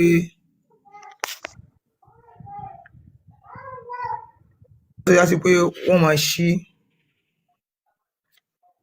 fún àwọn ìyàwó mọ́ ọjọ́ kan. Sáàkìnì. Ẹ kà dáadáa. Ìyàwó mọ́ ọjọ́ tó yá sí pé yòkṣáfù wọ́n máa ṣí and sáàkìnì fún àwọn mi ò mọ̀ tún àsákìn ẹ̀. Ok, ẹ mọ̀ tún mọ̀ ìyẹn. Kára ní ìyá gbogbo. Ok, nǹkan ọjọ́ tí Allah máa ṣí ojúgun ẹ̀ ó máa gbé ẹsẹ̀ sókè òun ni wọ́n sọ ọjọ́ tí Allah máa gbé ẹsẹ̀ sókè ó máa gbé ojúgun òun ló wà ń bẹ̀. Rárá sẹ́rí kan tó wà. Ẹ lọ wò dáadáa bọ̀ torí mo ṣe bá ń gbé Yorùbá ìwà kó má dàní pé bóyá ní ọjọ́ tí a máa ṣí ojúgun sílẹ̀ ẹ ti rí so ẹ máa jẹ́ bá ti sọ nǹkan fún yín a ò kí ń parọ́ ń bì ọ̀rọ̀ pẹ̀lẹ́ rí ni so eléyìí jẹ́ kó yé wa pé Allah ó ní ojú Allah ó ní ọwọ́ méjì Allah ó ní ẹsẹ̀ so ọmọ ọlá ti wà ewé o ọmọ ọlá ti wà ewé o àgbọ́yìn tẹ bá ń sọ̀rọ̀ o àáfàá àṣẹ wà ń bẹ̀ mo ti bá yín gbé mo ti bá yín gbé Yorùbá yìí torí nígbà tí mo sọ fún yín pé ojúgun nílé ẹ̀kọ́ ẹ sọ pé rárá mo ti bá yín gbé Yorùbá yìí síbẹ̀ ṣé ẹ lè kà á. ọjọ́ yẹn ẹ máa gbọ́. ṣé ẹ lè kà á ẹ má waste time ẹbí tá à ń lọ sí jìn. mo rí Yorùbá tẹ gbé wá fún mi. ẹ ti rójúgun bẹ́ẹ̀.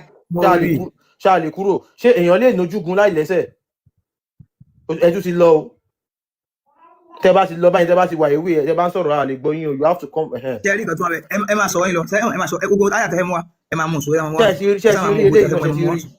bí mo ti rí ẹ kó ṣé èèyàn lè ní ojúgun láì lẹ́sẹ̀. àná ẹ máa sàṣọwọ́ lọ owó tábẹ́ sọ máa sọ. ẹ máa ọ̀rọ̀ ṣé èèyàn lè ní ojúgun láì lẹ́sẹ̀. Ọlọ́run sọ pé òun lẹ́sẹ̀ tẹ́lẹ̀ ó sì àlá àníkẹ́jẹ́ sọ bọ́lọ́run àmọ́ bọ́lọ́run ṣe rí àlá là ń describe fún yín àlá lójú àlá lọ́wọ́ méjì àlá lẹ́sẹ̀. ó yẹ tó ka eléyìí o ṣe ti wà bẹ́ẹ̀ ó ti wà ewé o ọmọọlá ó yá ẹ̀ka ó yẹ ẹ̀ka yìí tá a gbé sí yìí.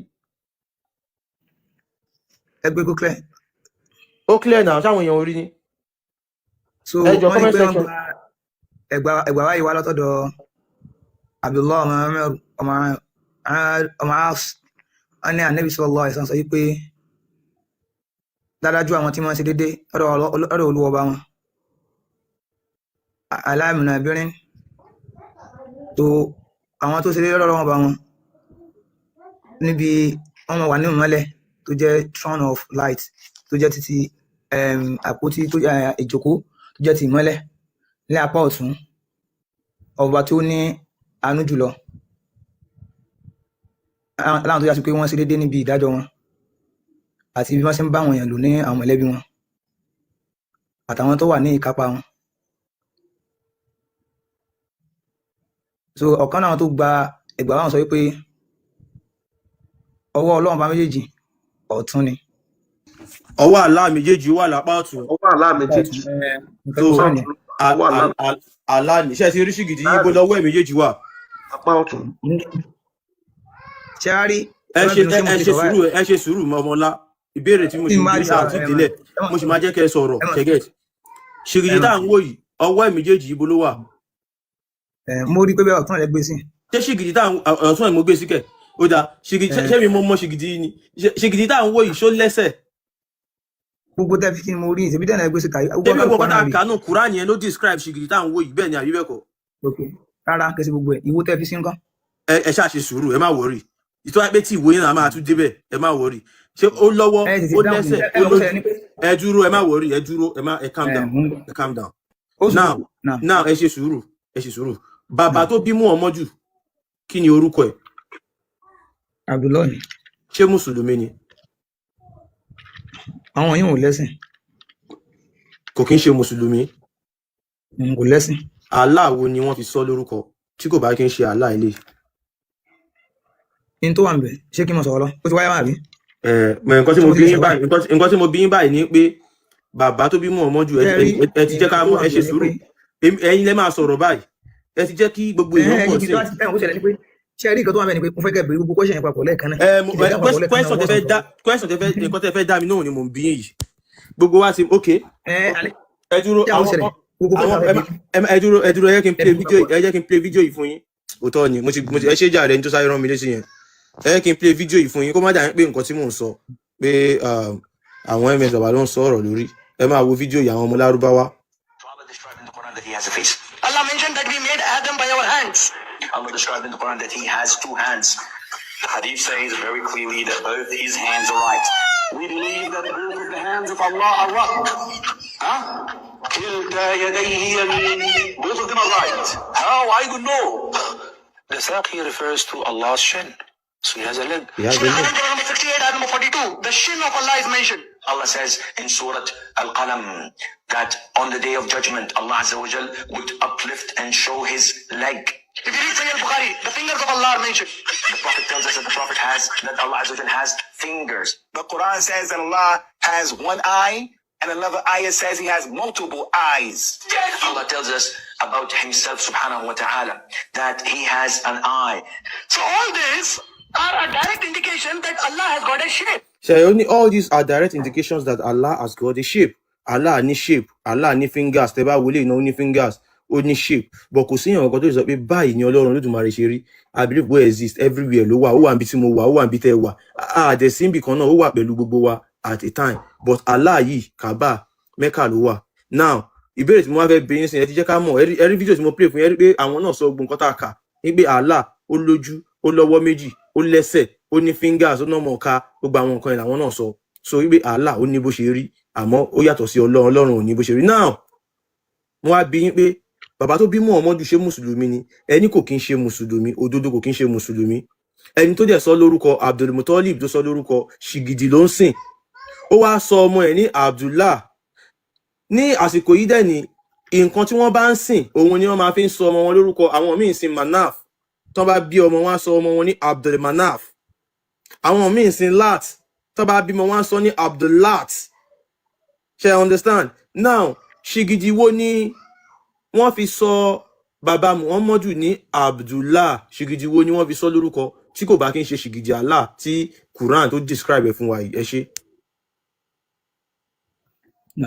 nǹkan tó wà ń bẹ̀rẹ̀ gan ni pé ṣáà pé ìtàn yìí ìtàn tó fojú hàn ní ìtàn alábáwá ni so àwọn alábáwá dẹ̀ nìyí wọ́n believe pé ẹnìkan bẹ tó ń jẹ́ Allah kódà gan èyí wọn rinlẹ̀ nínú àwọn ìṣesí wọn so tó yá sí pé àwọn alábáwá mọ̀ pé ẹnìkan bẹ tí ń jẹ́ Allah tipẹ́tipẹ́ ní lágbàtà ayé ìṣẹ̀dá ìlànà tìmọ̀ pé ẹnìkan bẹ tí ń jẹ́ Allah wọ́n sì believe pé Allah yìí ó ju gbogbo àwọn òòṣà wọn lọ so wọ́n believe bẹ́ẹ̀ so wọ́n mọ̀ pé Allah ń bẹ àmọ́ lórí pé Kùránì padà gbé wá ń bí wọ́n pé tẹ́ bá béèrè lọ́wọ́ wọn pé kí ló tán fi ń ṣe òòṣà wọ́n sọ pé man na'buduhum àṣàwọn òòṣà yìí o illa liyuqarribuna ila Allahi zulfa àbí kí àwọn òòṣà yìí lè mú adé ọ̀dọ̀ Allah ní ẹni tó jẹ́ bí àgbà ọ̀ṣọ́ so èyí wọn jẹ́ kó kanlẹ̀ rinlẹ̀ yìí pé wọ́n kanlẹ̀ mọ̀ọ́kan tí ń jẹ́ Allah so àwọn bílífù pé àwọn òòṣà táwọn ń sìn yẹn ó ń gbé àwọn adéwájú Allah táwọn ń sọ̀rọ̀ nípa rẹ̀ yìí ní agbẹnusọ láàrin àwọn sí olúwa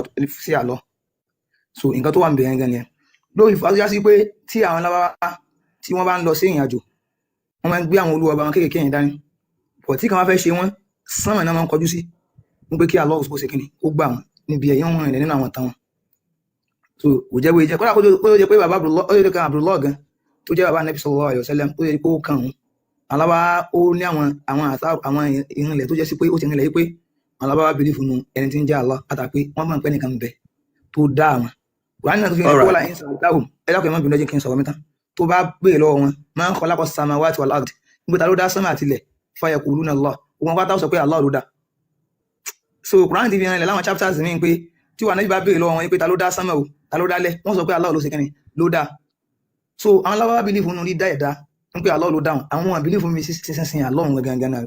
All right ọmọọlá ìbéèrè mi torí ogun nǹkan tẹ̀ sọ yẹn mi ò ẹ̀kan ká ìtàn lọ ni nǹkan tí máa bí ni pé ní àsìkò tí wọ́n sin ṣìgìdì tí Islam ò sì bẹ̀rẹ̀ yẹn ǹjẹ́ ṣìgìdì kan wà tórúkọ ẹ̀ jẹ́ Allah àbí kò sí. nǹkan tó wà ń bẹ̀ ni pé ní àsìkò yẹn so àwọn alábáwá wọ́n bílíìfì pé Allah ló dáhùn àwọn míì máa ń tẹ́ pé ẹ̀mí mi ò sọ pé wọn ò ọmọọlá gẹ̀ẹ́tì kìíní ẹ jẹ́ kí n ṣàlàyé fún yín ṣàlàyé fún yín ṣé ẹ rí lásìkò yẹn nǹkan tí wọ́n gbà wípé ó dá àwọn ó pọ̀ Allah wà nú ẹ̀ uza wà kí ló dé ní uba wà nú ẹ̀ àwọn míì gbà pé manat ẹ ṣáà ṣe sùúrù ẹ jẹ́ ń délẹ̀ nígbà tẹ́ ń sọ nǹkan ẹ mọ nǹkan tẹ́ ń sọ náà. bẹ́ẹ̀ mo ń gbọ́ yín tó mọ̀ pé tó ń sọ mo ń gbọ́ yín. so àsìkò yẹn nǹkan tí wọ́n sọ pé ó dá wọn ó pọ̀ nǹkan tí Muhammadu wá ṣe ni pé Allah nìkan ni kán máa sìn kán má pa nǹkan kan mí pọ̀ mọ́ Allah bọ́n ṣe ń sin Allah wọ́n ń pa nǹkan kan wọ́n ń pa ànádá ṣìgìdì wọ́n ń pa pọ̀ mọ́ Allah wọ́n ń sin nǹkan mí pọ̀ mọ́ Allah ìbéèrè tí mo bí nílẹ̀ tí mo bí yín tí mo fẹ́ kẹ́ dá mi lóhùn ni pé ìbéèrè tí mò ń bí yín sìn ìbéèrè tí mò ń bí yẹn dá mi náà ẹ máa gbọ́ òun ni wípé ní àsìkò tí Islam ti bẹ̀rẹ̀ jẹ́ pé ṣìgìdì ni wọ́n ń sìn yẹn ère tí wọ́n fọwọ́ mọ òkúta oòrùn òṣùpá ìràwọ̀ gbogbo ẹ̀ ǹjẹ́ ère kan ṣìgìdì kan wà tí orúkọ ẹ̀ ń jẹ́ Allah tí wọ́n ń sìn kí Islam tó bẹ̀rẹ̀. nǹkan tí mo sọ fún yàn ní sẹ́yìn ń sọ̀rọ̀ alápẹ̀rẹ̀ gbọ́ sẹ́rí nípìnlẹ̀ gẹ́gẹ́gẹ́ wèrè táwọn alábáwá ń sìn yẹn gẹ́gẹ́gẹ́ ó ní bó ṣẹ̀ṣẹ̀ wá o because tí àwọn alábáwá tó sin ẹnìkan. nǹkan tí mò ń bí kọ́lẹ̀ ń dáhùn bàbá yìí. ẹ dúró ná ìbéèrè tí mo bí bẹ́ẹ̀ ni bẹ́ẹ̀ kọ́. ẹ máa gbọ́ Yorùbá máa ń sọ kínní kan wọ́n ní pé ẹ̀là lọ̀rọ̀ so yẹn láti là nǹkan tí bá bèèrè ọlọ́run ẹ̀ kan lè máa ṣáàtì pé kí n kàn gbé ọ̀rọ̀ kalẹ̀ pẹ̀sì gbé wá fún mi màá là kó yẹ yín náà so ẹ̀ka dàbí lọ́wọ́ mi. Ọmọlá for the last time ẹ jọ for the last time ẹ̀yin mo mì tí ẹ wá tan mic padà ìbéèrè tí mò ń bí is a yes or no question and this your answer yín ìdáhùn yín ó máa jẹ́ ká mọ ibi tí à ń lọ ó dẹ̀ máa jẹ́ káwọn èèyàn tó wà níbí náà kí wọ́n mọ òdodo kí Islam tó bẹ̀rẹ̀ ǹjẹ́ ṣìgìdì kan wà tí wọ́n ti ń sìn tí orúkọ ẹ̀ ń jẹ́ Allah tí wọ́n fi sọ bàbá Muhammadu ní Abdullah bẹ́ẹ̀ ni bẹ́ẹ̀ kọ́ ẹ tan mic nǹkan tá a fẹ́ mọ̀ nìyẹn.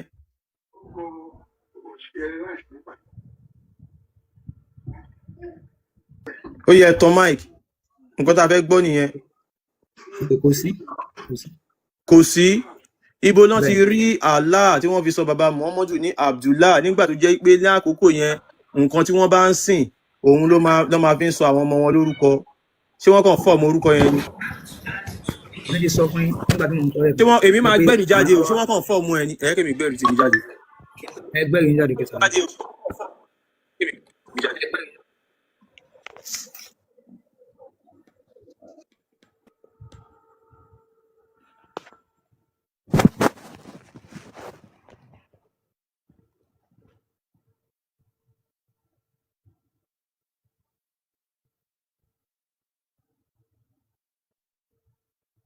lómi sọ̀rọ̀ Ọmọlá ọkùnrin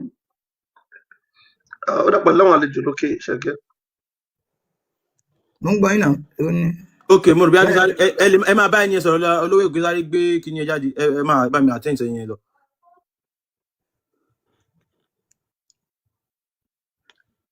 inú Ọmọlá nǹkan kan sọ nǹkan tí ẹ là lọ́wọ́ yẹn. ìbẹ́ ilẹ̀ ẹ̀sọ́ pé mẹ́rin jáde ṣé mo ẹ ti fi sọ̀rọ̀ ẹ jẹ́ ń sọ̀rọ̀ náà tí bá ní kébì ń sọ nǹkan tó sọ̀rọ̀ yìí màdá sí jẹ́ nǹkan máa so ẹ kàn ń sọ fún mi pé ìbẹ́ ilẹ̀ ẹgbẹ́ kan jáde pé ẹ̀rí kan tó clear sí ṣẹ̀dẹ̀ gbé jáde náà.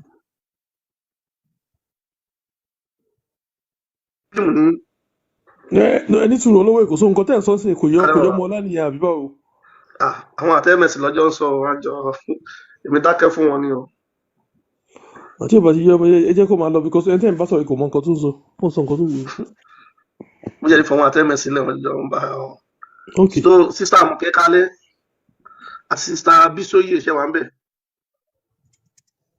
so Ọmọlá mo béèrè pé ǹjẹ́ Allah ó ti wà nínú ṣìgìdì tí wọ́n ti ń sìn kí Islam tó bẹ̀rẹ̀ so wọ́n dẹ̀ sọ fún mi wọ́n ní yes Allah or a deity referred to by that name was worshipped before Islam. pé Allah tàbí ṣìgìdì kan tí orúkọ ẹ̀ ń jẹ́ Allah wọ́n ti ń sìn kí Islam kó tó bẹ̀rẹ̀ so ẹ ṣé Ọmọlá ẹ lè wá máa lọ so èèyàn kan wà lórí ẹbẹ yìí sọ̀rọ̀ Àmọ̀kẹ́ bèbí èèyàn kan wà lórí Sista Bísóyè ṣe wà ń bẹ̀ èèyàn kan wà lórí kọ́ mi mọ̀kọ́ tẹ́ni yẹn náà fẹ́ sọ ẹ̀lú àti ẹtì ọyẹ ẹ̀sùn báyìí àwọn tí ń gbọ́ yín ìṣẹ́jú kan ẹjọ́. ẹ kálẹ́. akọ̀níkà chipping ni o pé káà náà sọ̀rọ̀ sí tó ń lọ lórí ètò bí ẹgbẹ́ mi orúkọ mi ni Saheed I'm an ex-Muslim ṣé ti yé yín nígbà tí mo come across the program yìí twice inú mi dùn gan pé yes ìgbà máa láwọn ọmọ Yorùbá wa tó máa láyà láti máa ṣe nǹkan báyìí èmi náà àti Canada mo ti bá yín sọ̀rọ̀ yìí o àti Toronto so the problem nǹkan tó ṣẹlẹ̀ ni pé in fact mo respect bẹ́ẹ̀ ṣe dìde fún Yorùbá mi ṣe Muslim mo ti fi sáà I'm a Christian now but mi ìyẹn bá lè gbàgbé heritage mi and mo dẹ̀ need respect so much for Yorùbá heritage our customs our tradition our history ló ti ṣe yín mo dẹ̀ mọ̀ bí pé inú ẹ̀sìn yẹn mo ti ń bọ̀ mo lọ sí hajj mo rí gbogbo ẹ̀ mo rí gbogbo tó ń ṣe ń bẹ̀ kódà gan Ọ̀ṣun Òṣogbo wa ó bẹ́ ta hajj wọn èmi lọ sí hajj mo rí gbogbo mẹ́ni oríṣiríṣi tó ń ṣe ló ti ṣe yín the problem ni pé kò sí nǹkan tẹ̀ lè bè láwọn Muslim wọn ò lè fún yín lẹ́rìí kankan ṣé nǹkan ẹ wo olú àfààyàn ẹ̀sìn kò rí lẹ́rìí kankan mú wa because gbogbo tó ń sọ ọlọ́pùkù ẹ̀ ọ̀pù ni ṣó ti yẹ yín kò sáà tí wọn lè mú àti kan gílẹ̀ pé nǹkan gidi báyìí ni Mohammed ṣe tó ṣe dáadáa fáwọn èèyàn. ọ̀rọ̀ ẹ ṣe gan. èèyàn tó yẹ pé nǹkan tí mo kàn ní ká chip in yẹn ọlọ́run máa fún yín ní ọlọ́run máa fún yín lágbára ọlọ́run máa protect yín go family yín. ẹni sùúrù sà. ok ẹni kẹjí sùúrù bàbá bàbá fẹ́ sọ̀rọ̀. ẹni sùúrù sà. ẹgbà tẹ́lẹ̀ kúrò nínú wọn pa alánú ọlá wọn sọ sínú lẹ́sà kí wọ́n ní ìyàtọ̀ méjèèjì ẹ kúrò nínú muslim ẹ bọ́ sínú kírísítẹ́nì ẹ mọ̀ pé sẹ́ni peter ẹ bọ́ sí yẹn ló wá wọ́ọ̀sì jù èmi á sọ fún gẹ́gẹ́ bí ex-christian bẹ́ẹ̀ ṣe pé jẹ́ kínní tí ẹ bá ṣe muslim wọn yẹn ṣì gọ̀dí ẹ̀ christian wọn máa ń pààyàn lápá wọn á pa tọmọtọmọ ni wọn á pa tiyètiyè ni.